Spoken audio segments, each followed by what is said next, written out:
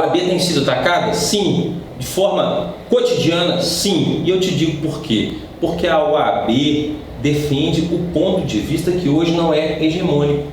O Brasil tem flertado com alguns pontos de vista, por exemplo, de redução de direitos trabalhistas. A OAB é contra. O Brasil flertou com a reforma da Previdência. A OAB é contra e ela explica por quê. Porque ela entende que efetivamente isso não vai resolver o problema do Brasil, tirando direitos de quem tem menos. A questão da reforma tributária, a OAB tem várias restrições acerca disso, porque entende que o modelo de reforma tributária que quer se implantar é uma reforma tributária terrível para o mais pobre, que ela não mexe, por exemplo, com as grandes fortunas. Talvez o Brasil seja um dos únicos países do mundo que não tributa os lucros e dividendos das empresas, mas tributa os produtos da cesta básica. Tem algumas coisas, por exemplo, que a OAB, nós estávamos conversando sobre isso. Vamos supor que eu tenho um plano de saúde, eu contrato esse plano de saúde, eu moro lá em Salvador ou no Piauí, e o plano fica em São Paulo. Quem vai receber o ISSQN muitas vezes é a Prefeitura de São Paulo. Sendo que a sede é lá. Que a sede é lá. E o serviço foi feito lá no interior da Paraíba. Por exemplo, o plano de saúde. Você quer ver um outro exemplo? Que a reforma tributária não passa por isso? As maiores empresas do mundo, por exemplo, uma delas é o Facebook. Será que nós estamos fazendo uma reforma tributária para o século XXI ou para o século XX? Interessante. Né? Nós temos que pensar o seguinte: o que se tributa hoje? Olha, assim, as maiores empresas do mundo são tecnologia, né? É o Facebook, eu não sei se é o WhatsApp, eu tenho certeza que são empresas de tecnologia. Google. O Google transita pelo Brasil. Todo mundo acessa o Google, mas você vai ver onde que é a sede do Google. Você vai ver onde é que é a sede do Facebook. E a reforma tributária não observa isso. Ela está tributando, ela está indo na fonte, né? Não, ela continua sendo, talvez, essas propostas de reforma tributária, elas, primeiro, algumas querem colocar na mão do poder federal, do poder da União. Ele recebe o tributo e repassa.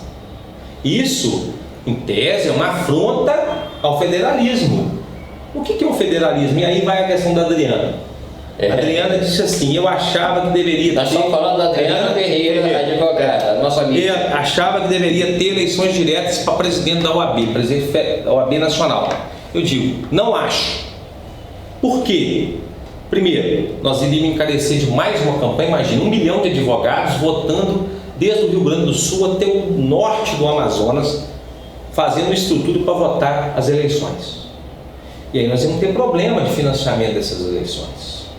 E perigoso, né? Perigoso. Aliás, para você ver como cometem injustiças com a OAB, falam que a OAB está aí para defender isso, bandido, etc. Mas a questão do Caixa 2, quem levou foi a OAB.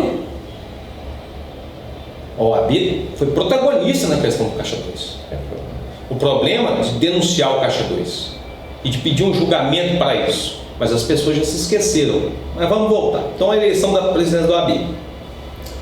E porque outro fator que eu sou contra, porque olha, eu sou eleito em Divinópolis e represento esse grupo aqui de Divinópolis.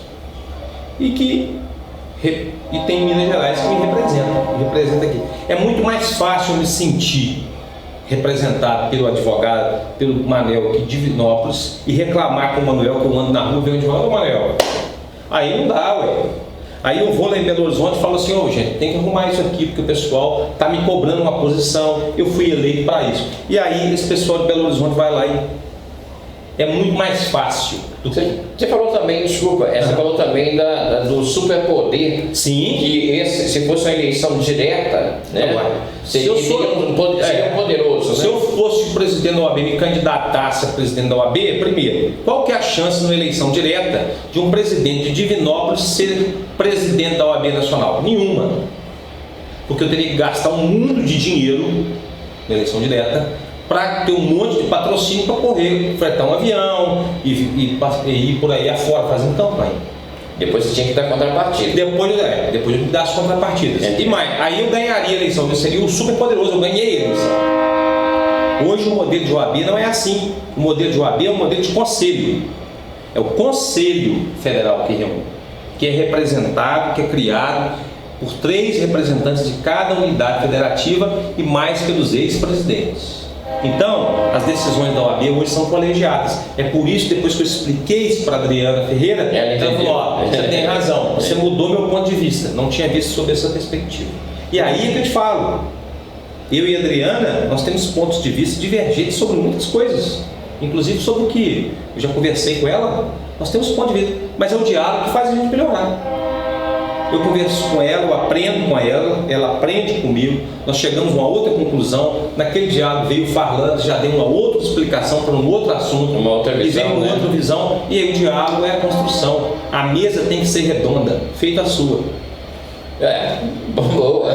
Não é, de tudo ele tira o observador, tem que ser redonda. Manuel, vamos falar um pouquinho coisa local aqui. Sim.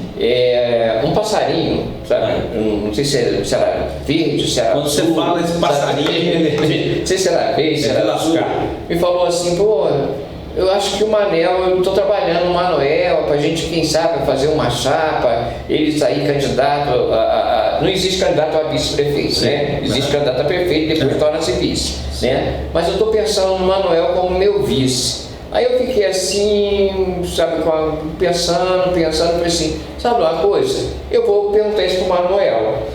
Se essa pessoa falou com você, não falou isso comigo, não. Eu até agora não tive essa informação, não. Foi uma fala unilateral. Uma fala unilateral. A história é que hoje nós temos um comprometimento com a ordem. E isso é natural de acontecer. Porque a partir do momento que nós levamos a ordem para a comunidade, cria-se expectativa. A comunidade começa a aparecer mais. Isso ao mesmo tempo que eu fico muito lisonjeado, porque percebo que nosso grupo está fazendo um trabalho bacana, né? Eu fico às vezes preocupado, porque às vezes a pessoa fica imaginando,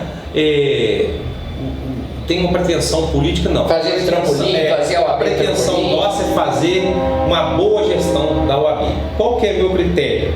E é por isso que eu sempre converso com todas as pessoas.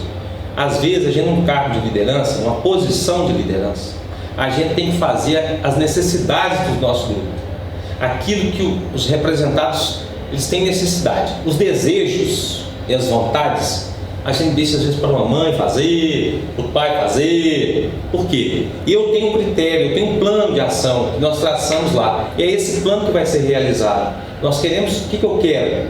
Eu, Manuel, eu quero deixar um legado para a OAB, eu quero deixar um legado da minha gestão, para que as pessoas entendam que eu retribuí para a cidade de Divinópolis dentro do que eu posso fazer, estou entregando o melhor que eu posso. Todos os meus dias eu acordo animado para ir para a OAB.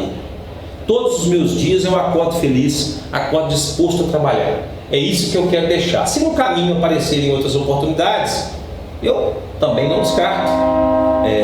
Eu acho que todo mundo que quer contribuir, e nós estamos aí para contribuir, para o diálogo, para a conversa. Por exemplo, se alguém falar comigo: Manuel, você poderia dar uma opinião, o que você acha disso? Eu estou à disposição, eu quero construir, mas eu não tenho pretensão política nenhuma. A pretensão política que eu tenho é fazer bem meu trabalho na OAB. Finalizando, falando, até que você falou, a gente começou com esse diálogo político e você colocou agora aí, como é que você avalia, dá para você tem condições de estar fazendo uma avaliação do momento político que Divinópolis está atravessando? Nós tivemos, sendo assim, até pontual, nós tivemos, estamos até num processo aí, que a Câmara instaurou aí, a pedido de um vereador, instaurou um processo político-administrativo contra o prefeito Galileu, e está andando essa situação. Já tiveram oitivas, e eu queria que você fizesse uma análise sobre esse momento político de Divinópolis. Fala aí pra gente. Você já percebeu que eu não fujo de polêmica, né? Mas olha só, eu acho o seguinte: o momento de Divinópolis que eu percebo, com todo o respeito que eu tenho por todos os atores políticos da cidade, é que nós estamos brigando demais e construindo pouco. Essa é a visão que eu tenho, né? E é a visão, por exemplo, você tem ido na OAB, feito as coberturas, você nunca viu eu ou qualquer pessoa do nosso grupo político falar mal da outra gestão, criticar a outra gestão. O que nós temos que fazer é construção. Por exemplo, hoje nós estamos fazendo na Semana do Advogado um coquetel e a entrega da medalha Simão Salomé. Para quem? Para uma pessoa que veio da gestão anterior e que contribuiu muito para a OAB. Porque o grupo antigo, o grupo que estava, ficou acho que 18 anos. Quer dizer, não é possível que os novos não saibam honrar os antigos. Não é possível que um grupo que passou 18 anos na OAB não tenha contribuído com nada. É lógico que contribuiu com tempo, contribuiu com a dedicação, contribuiu com a honorabilidade. E esse grupo vai receber um prêmio hoje, porque nós da gestão antiga... Pela história que foi construída, né? Então, eu sou um adepto da posição do Obama. Eu acredito que nós temos que construir pontes. Aliás, tem um livro do Obama que é Construindo Pontes, alguma coisa parecida, que a leitura vale a pena. Eu acho que nós temos que construir pontes, é diálogo. Divinópolis de fato parou, está parada. Não adianta botar a culpa no prefeito, botar a culpa na Câmara, botar a culpa no Judiciário, botar a culpa no advogado, senão nós vamos ficar botando culpa em todo mundo e não vamos chegar a conclusão nenhuma. Eu acho que Divinópolis precisa dialogar mais. O parlamento, pela essência do parlamento, é um lugar de diálogo, de conversa, de parlamentar. Eu acho que é necessário fazer isso. É necessário que nós entendamos as condições, as dificuldades que o chefe do executivo tem, vivendo num momento tão delicado, e que tenhamos efetivamente... Não é só de Divinópolis, não é só de Divinópolis. Não é só de Divinópolis. O Brasil vive um momento difícil. Nós temos problemas de caixa, isso é inegável. Agora, temos soluções baratas. Por exemplo, essa questão do transporte público que eu estava dizendo para você. Será que nós estamos pensando em Divinópolis para daqui a 2 anos, 5 anos, 3 anos ou 20 anos? É necessário que nos reunamos todos e façamos uma coisa assim. Vamos pensar Divinópolis? Pensar Divinópolis? O que nós queremos para Divinópolis daqui a 10 anos? O que nós queremos para Divinópolis daqui a 5 anos? Qual que é o plano de trabalho do próximo? Que na OAB, que é infinitamente menor do que a prefeitura, nós já temos traçado nossos planos até o final da nossa gestão. Bom. Quando nós assumimos, nós já sabemos. Hoje nós temos os eventos programados e tudo gerido. E eu te digo, nós conseguimos lá uma redução de gasto absurda.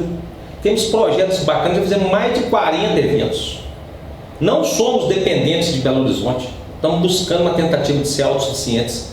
Para quê? Porque no futuro esse modelo continue. Então o que eu acho, o que eu percebo como cidadão, e eu tenho esse direito de falar como cidadão, porque como cidadão a gente pode expressar nossa opinião, eu acho que é necessário harmonia, eu acho que é necessário dialogar. E eu penso que esse será o futuro, porque hoje a política é uma política de distensão. Um puxa para um lado, outro puxa para o outro, talvez alimentado por essa tendência, às vezes que vem até de Brasília, de falar. A gente fala primeiro, aí quando ele fala, ele ofende meia dúzia, depois ele tem que vir consertar, e eu penso isso, a palavra falada tem muito poder. Depois que saiu, depois que você ofendeu, não tem jeito mais. É difícil.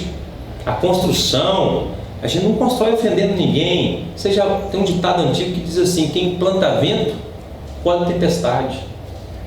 Manel, mas olha só, isso que me fez lembrar uma situação do quão positivo são as redes sociais e o quão negativo também é. Porque o que acontece? Muitos fazem suas ações baseado em curtida, compartilhamento, aceitação na rede, sabe? Então, isso acontece muito também no legislativo e nos executivos. Então, a rede, ela cria uma situação de proximidade entre o gestor lá do executivo com o povo. E também o legislativo, os legisladores, né, da Assembleia Legislativa, das câmaras municipais, federal, Senado, essa proximidade. Então, como é que vai equacionar, que aí vira até um populismo? Como é que nós vamos equacionar isso? Eu não sou um sujeito muito popular nas redes sociais, porque eu não sou um militante de redes sociais. Por quê? Eu penso o seguinte, que as redes sociais têm uma vantagem. Primeiro, que o mundo ficou pequeno. Hoje, por exemplo, a minha mulher vai viajar amanhã, e toda vez que ela viaja eu fico uma semana antes sentindo saudade, porque ela vai viajar amanhã, mas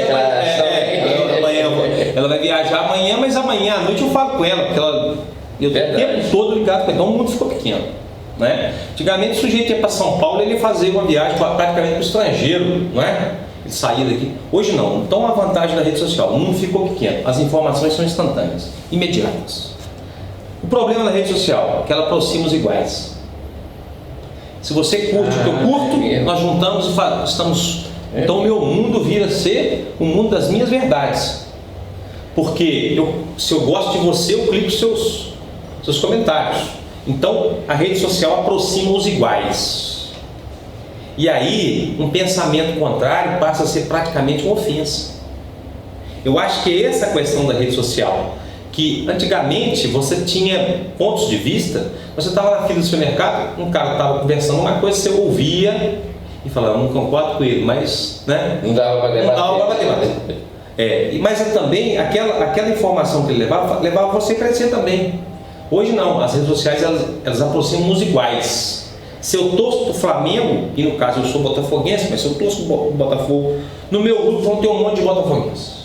Tudo que for fora do Botafogo eu excluo, eu bloqueio, eu não aceito. Então eu começo a achar que no mundo só tem botafoguenses. E aí vem você e fala que torce para o Flamengo, e eu falo assim, mas como que você pode torcer para o Flamengo? E adivinhou. E adivinhei. Como que você pode torcer para o Flamengo? O Botafogo é melhor. Mas por que o Botafogo é melhor? O Botafogo ganhou um título em 1989, não ganhou mais nenhum. Mas não é isso não. E aí a gente começa a construir a nossa verdade. E qual que é o problema que as redes sociais acarretam também? É que antigamente, na nossa época de conversa, a gente debatia sobre os fatos. Ó, o Manuel está usando uma roupa azul. Eu acho o paletó do Manuel não é muito bonito. O outro fala, o paletó é bonito. Hoje não. Cada um tem os seus fatos. Na sua rede social consta que o Manuel está sem paletó. Na minha rede social consta que o Manuel está de paletó azul. E você dá um clique e diz que eu vim aqui no seu estúdio sem paletó, sem roupa, e todo mundo já sai falando que o Manuel vem sem roupa. E como só os iguais se aproximam, não tem possibilidade do Manuel falar, olha, não aconteceu isso não, mano. Concordo. Essa que eu acho que é a questão. A rede social aproxima os iguais. E os iguais tendem a se fechar na caixinha, e aí vai mais uma frasezinha de Shakespeare ou coisa parecida, que diz uma frase, ou se não for assim, é parecido, que diz assim, eu posso